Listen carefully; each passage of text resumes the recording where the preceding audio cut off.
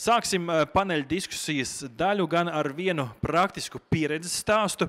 Aicināsim uz skatuves pirmo arī paneļa diskusijas dalībnieku, kurš ieskicēs savu pieredzes stāstu, jo, lai viss nebūtu tik ļoti teorētiski, ar mums šodien kopā ir reāls lauksaimnieks, uzņēmējs no Lietuvas uzņēmuma Alfa Agro vadītājs, un uzņēmums ieskatam, starp citu, patēriņam vietējā tirgū ražo gan graudaugus, pākšaugus, eļas, sēklas augus, un redzēsim, dzirdēsim, kāds ir viņa pieredzes stāsts kontekstā ar laikapstākļiem, apdrošināšanu un risku menedžmentu. Es ceru, ka šī ievada prezentācija mums palīdzēs noturēt saturīgu paneļa diskusiju pēc tam. Tāpēc, dāmas un kungi, ar skaļiem aplausiem aicinām uz skatuves no Lietuvas Virginijus Benoras.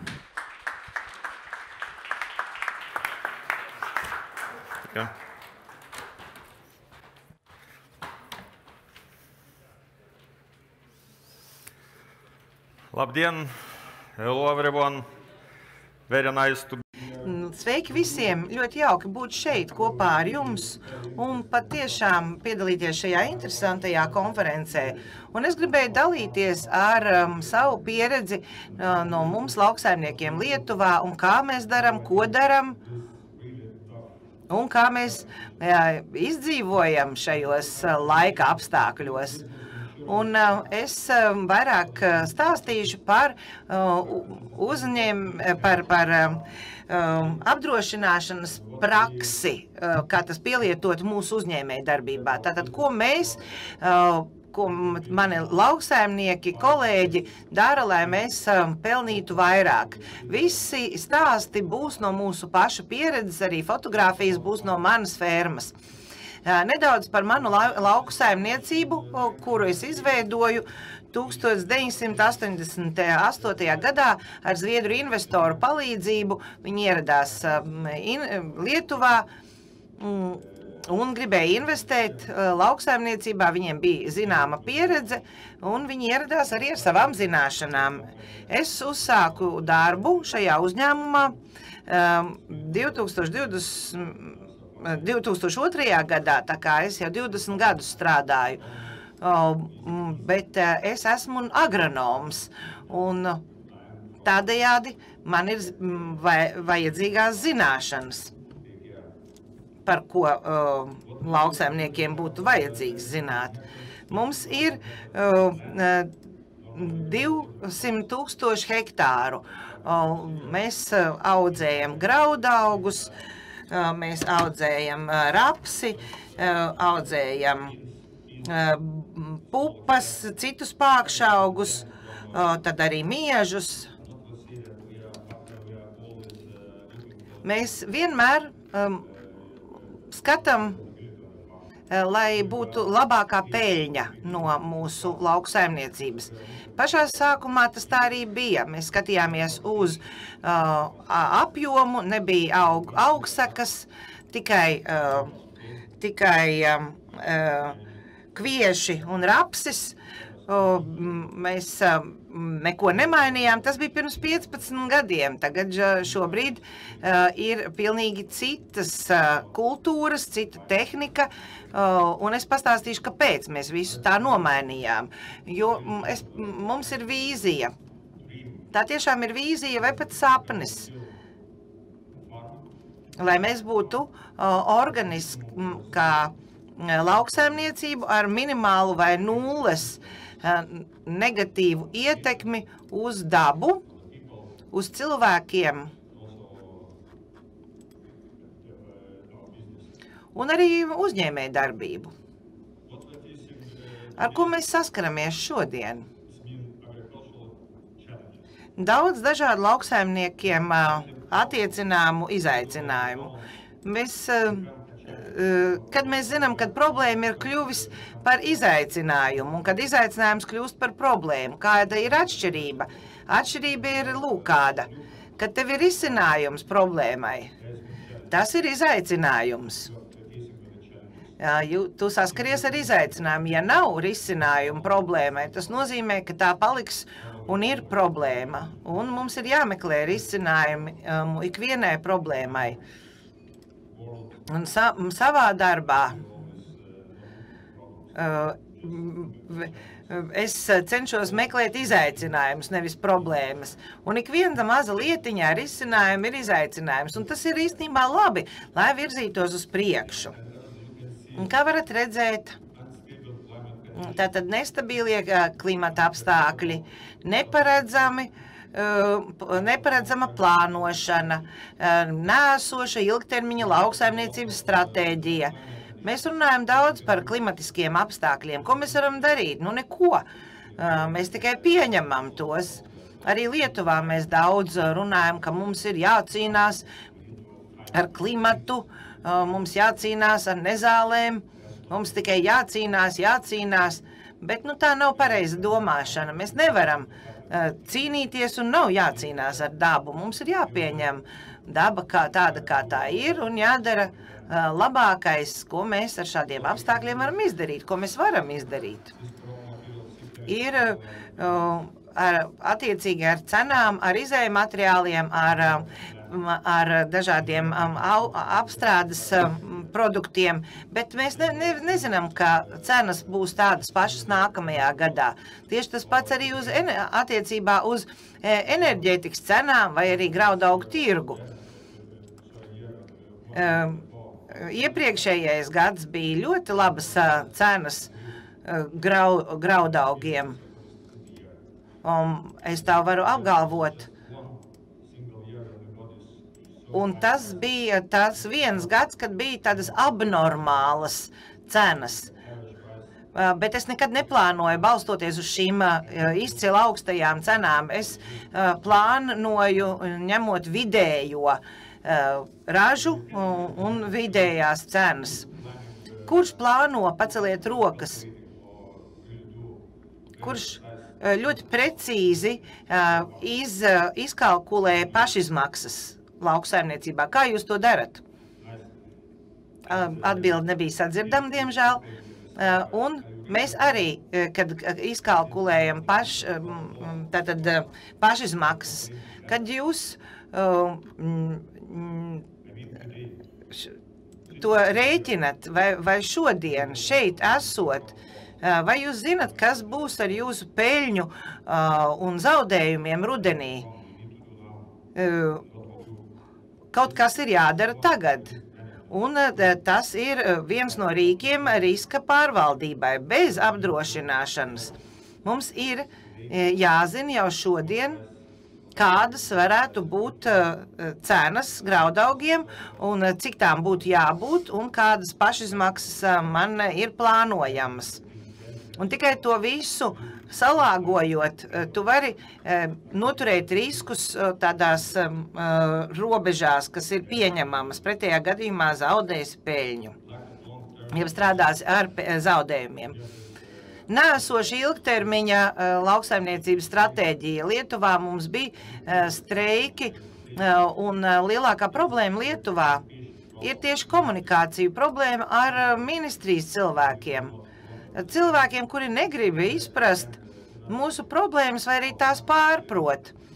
Pārprot to, ko lauksaimnieks dara, ko nedara un kas iztrūkst. Un tas ir tas lielākais iemesls, kāpēc lauksaimnieki devās uz Viļņu ar traktoriem. Protams, šī demonstrācija bija ļoti miermīlīga, nekas tam līdzīgs kā Vācijā vai Francijā bija vērojams pirms dažām nedēļām, bet cilvēki, pilsētnieki tīpaši, viņi atklāja ļoti interesantu lietu, kad viņi ieraudzīja mūsu traktorus ielās. Viņi bija šokēti. Nevis tāpēc, ka tie ir tik dārgi, bet ka tie bija tik moderni un tik skaisti.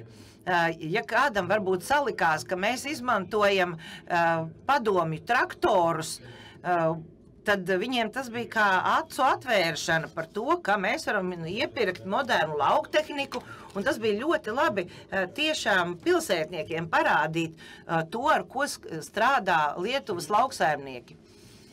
Kāda ir izcinājuma? Mēs runājam par riska pārvaldību. Un es uzliku te trīs lietas. Ilgtermiņa uzņēmējdarbības vīzija, minimāla atkarība un arī graudaugu vai sējumu apdrošināšana. Bet pirmais, parunājot par vīziju, vai jums ir ilgtermiņa biznesa vīzija uz 10, 20 gadiem savā lauksaimniecībā? Tas ir cieši saistīts ar jūsu nākotni. Kādā virzienā iesiet? Neskatāmies neko, kas notiks ar valdības risinājumiem, ar klimatu, bet jums ir jāzina, ko tu gribi darīt kā lauksaimnieks. Otrā lieta – minimāla atkarība no kā? Es uzrakstīju minimāla atkarība no lietām, ko varat kontrolēt. Jūs taču nevarat kontrolēt laika apstākļus, nekad to nevarēsiet. Tu vari apdrošināt sējumus, lai minimizētu riskus, bet nevar neko kontrolēt. Tu nevari kontrolēt produktu cenas, arī nevari to izdarīt. Tāpat arī nevari nekādas citas cenas ieplānot. Piemēram, izēja materiālu cenas. Varbūt, ka to nedaudz var, samazinot izmaksas, mainot stratēģijas, paņēmienus, varbūt izmantojot mazākus pesticīdu daudzumus, arī augu aizsardzības līdzekļus. Mana domāšana jau mainījās. Pirms 5-10 gadiem, pirms vēl zaļināšanas programma skāra Lietuvu. Un kas mainījās? Mainījās domāšana, jo es redzēju tās problēmas, ka apjomus ražu nevar sasniegt plānoto. Un es domāju, kāda tad ir problēma? Mēs darījām visu tāpat kā pagājušajā gadā, bet nevaram vairs tik daudz izaudzēt. Kas pa problēmu? Mēs sapratām, ka augsnē ir problēma, jo mūsu galvenais rīks vai ierocis bija tikai kaisīt minerālu mēslus. Bet tas radīja problēmu. Bet tā patiešām ir problēma. Mums ir jāatrod veids, kā to problēmu pārvērst par izaicinājumu. Tas ir grūti, bet tas ir iespējams. Un tas ir saistīts arī ar jūsu domāšanu. Ja mainīsiet domāšanu savā galvā, jūs daudz ko izdarīsiet un daudz ko spēsiet mainīt. Jo pretējā gadījumā nekāds sēšanas aparāts, nekāds moderns kombains jums nepalīdzēs. Jums jāsāk mainīt domāšanu. Tad zemākas izmaksas attiecībā uz minerālu mēsliem, ķimiskajiem augu aizsardzības produktiem. Ja jūs tos uzkaisīsiet par daudz vai par maz, tad atkal beigu galā jūs būsiet zaudētāji. Un tāpēc jums arī kā vadītājiem ir jāsaprot, kāpēc tas tā notiek, kāpēc pilna apjoma ķīmiskie pesticīdi jums nepalīdz. Jūs varat ar mazākiem apjomiem, bet agrīnākā periodā apstrādāt laukus, tas strādā labāk nekā izmantojot veselu litru uz to pašu teritoriju vēlāk. Tāpat arī minerāli mēsli. Kad mēs runājam par 250 kilogramu uz hektāru, tie ir izdevumi, tie ir vienīgi izdevumi, ko mēs nevaram īsti kontrolēt. Mēs varam kontrolēt apjomu piemērošanu, lai dabūtu tieši un to pašu ražu. Bet tas ir jāprēķina. Pēc tam partnerības starp zinātniekiem, lauksaimniekiem un valdību. Mums ir problēma ar valdību, jo valdība neieklausās.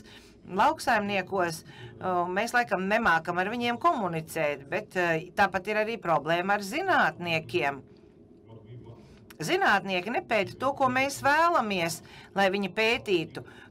Nepēta to, ar ko mēs saskaramies ikdienā. Viņi pēta kaut kādas no gaisa izzīstas idejas, ko mēs nevaram piemērot uz saviem laukiem.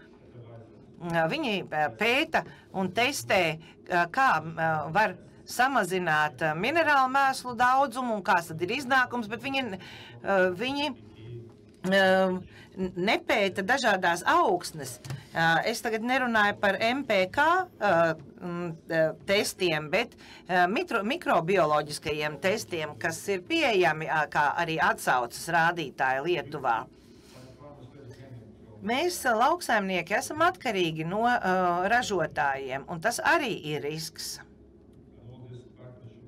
Un visa šī partnerība starp lauksaimniekiem un valdību ir jābūt uz vienādiem spēles noteikumiem. Mums vajag, lai zinātnieki ierastos uz mūsu laukiem, veiktu savus pētījumus un šo informāciju pēc tam nodotu tālāk. Šobrīd visa šī komunikācija notiek ļoti kropļotā veidā, nepareizā virzienā. Riska pārvaldība, es jau runāju par ilgtermiņa vīziju, par minimālo atkarību no dažādiem faktoriem, tīpaši ražotājiem. Ja mēs varam kaut ko kontrolēt, tad tas ir jādara. Bet, ja nevaram, tad tas ir jāsaprot un ar to jāsamierinās. Bet mums ir jāsaprot arī, ko mēs varam kontrolēt savās lauksaimniecībās. Tad sējumu apdrošināšana, tas ir kaut kas ļoti labs. Mēs jau uzsākām jau no pašā sākuma, kopš viņi ienāca Lietuvā. Un pēdējos gados, es neatceros, kurš gads tas bija, kad Kailsals nogalināja 80 vai pat 90% ziemas kviesi un visu rapsi. Un apdrošināšana izmaksāja vairāk kā 1 miljonu litu, es atvainojos, eiro toreiz. Bet tas bija grūts gads. Nākamais gads bija labs. Bet tas palīdzēja mums ne tikai risināt likviditātes jautājumu, bet arī peļņas jautājumu. Tātad sējumu vai platību apdrošināšana ir laba lieta, ja jūs vēl joprojām šaubaties. Mēs runājam par kopējo peļņu. Jūs teiktu, tas nav, tas tie ir vienīgi izdevumi. Tā ir apdrošināšana, bet tā nav. Tas ļauj man mierīgi gulēt naktī. Ja kaut kas notiks, tad es par to tikšu atlīdzināts. Apdrošināšanas cena, par ko jūs varētu satraukties. Protams, ka, ja valsts nenāk klajā ar kompensāciju, šāda apdrošināšana ir dārga. Un es nedomāju, ka liela daļa no lauksaimniekiem spējas atļauties to bez valsts atbalsta. Mūsu valdība atbalstīja mūs tikai ar 15–30%. Pagājušajā gadā mēs no apdrošināšanas kompānijas saņēmām apakaļ 60 000 eiro par vēlreiz sakritušajiem labības laukiem. Un tas mums ļoti palīdzēja. Tātad mēs atguvām naudu atpakaļ. Apdrošināšana tāpat palīdz arī sargāties pret kailsalu ziemājiem.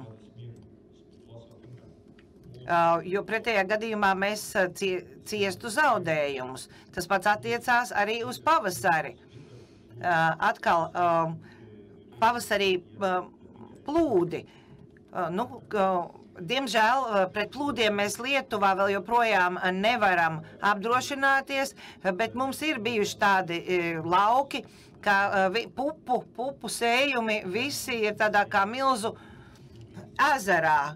Un tas ezers tur palika 2 nedēļu garumā, kas nopūdēja visus sējumus.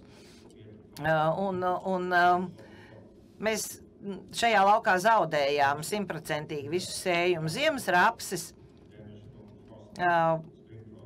pavasara salnas, jau 2 gadus pēc kārtas tās skāra Lietuvu. Tāpat arī pumpurus apsaldēja, kas nozīmē, ka ražas samazināšanās bija vērojama. Tas pats attiecās arī uz pupām. Vasaras karstumā atkal nodega ziedi. Viss izskatījās sākumā tik skaisti, bet pēc 3–4 dienām visi ziedi bija nodeguši melni. Un neko nevarat izdarīt. Ko varam darīt labāk attiecībā uz šo, ir risinājumi, bet mēs meklējam vēl riskus. Jā, protams, mēs varam saņemt apdrošināšanas prēmiju, bet kā salikt to kopā, ka sējumu apdrošinā pret jau samaksāto, piemēram, par sēklām, bet mums ir jāgūst peļņa, lai varētu strādāt un turpināt strādāt. Un par to ir jādomā. Tas pats arī vasaras vētras, vasaras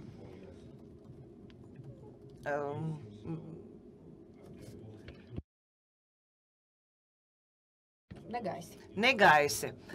Un šeit varat redzēt, kā rapsis ir salauzīts un sasists veldrē. Vai šī ir lauksaimnieka problēma? Visi tie kvieši veldrē uz zemes.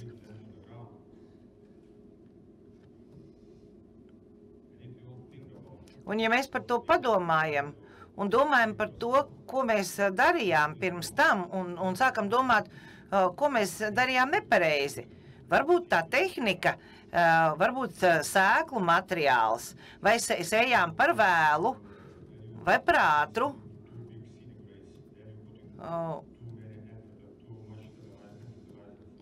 Varbūt, ka mēslojums bija nepareizā daudzumā, varbūt tie augi bija pārāk vārgi, izdzīti ar augu aizsardzības līdzekļiem. Viss tas ir jāņem vērā, un varbūt, ka jūs varat kaut ko labot. Protams, ka lielākā problēma ir mūsu valstī ir šīs plaisas laukos. Mēs varam redzēt tās arī graudaugu laukos, labības laukos. Un saprotam, ka jā, tas ir sausums, jo 2 mēneši nav līs. Bet kāpēc tas notiek dažos laukos un dažos laukos nav? Kāda tad ir atšķirības starp šīm augsnēm? Un pēc tam redzat, ka tur ir organiskās vielas, ka oglekļa iztrūkst šajā augsnē. Un kā to oglekli iedabūt atpakaļ augsnē. Milzu diskusijas par to notiek. Un ir daudz dažādu iespēju, kā var no tā izvairīties. Un pēdējā vasarā jūs arī redzējāt to Latvijā, mums Lietuvā arī mūs skāra mūsu blakus esošo fermu milzīgi krusas gabali. Un viss rapsis bija nosists. Šajā gadījumā viņiem bija apdrošināšana, un visi lauksaimnieki, kam bija apdrošināšana, bija par to priecīgi. Es nezinu, ko darīja tie, kuriem nebija apdrošināts rapsis. Jo viņi saņēma atpakaļ visu naudu, kas bija investēta līdz tam brīdim. Es nezinu, ko darīja visi pārējie bez apdrošināšanas.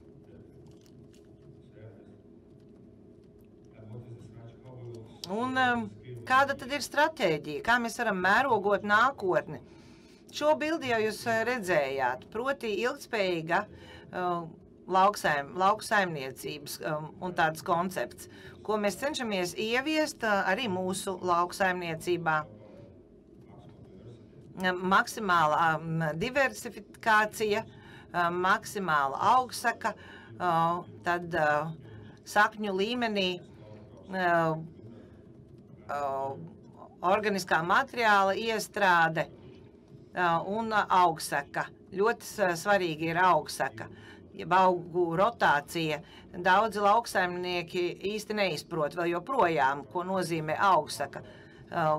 Tai jānotiek ne tikai lauku saimniecības līmenī, bet katra lauka, apstrādājumā lauka līmenī. Pat ministrija īsti nesaprot, ko tas nozīmē. Mēs cenšamies viņiem skaidrot, ko tas nozīmē, bet viņi nāk klajā ar noteikumiem, kas ir pilnīgi muļķīgi un kas vienmēr rezultēsies ar problēmām lauksaimniekiem. Tātad kopsavilkums, ko mēs gribam pateikt. Esiet iniciatīvas pilni, esiet zinātkāri, atbildīgi un lepni nesiet zemnieka vārdu. Mums ir jāsaprot, un es esmu teicis lauksaimniekiem Lietuvā, ka mēs kļuvām par lauksaimniekiem ne tikai tāpēc, ka to vēlējāmies, bet tāpēc varbūt, ka mēs mantojām šo zemi. Varbūt tāpēc, ka mēs gribējām nodrošināt cilvēkus ar pārtiku, bet jebkurā gadījumā mēs tādējādi uzņēmāmies saistības gan ar dabu, gan ar cilvēkiem. Un mums ir jādara viss, ko mēs varam, bet visas šīs te negatīvās ietekmes, ja mēs to varētu kaut nedaudz kontrolēt, mēs varētu būt veiksmīgāki, bet mūsu prakses lauks ir mūsu lauku saimniecība. Ar mazumiņu mēs varam panākt daudz ko. Liels paldies par jūsu pacietību mani uzklausot. Paldies!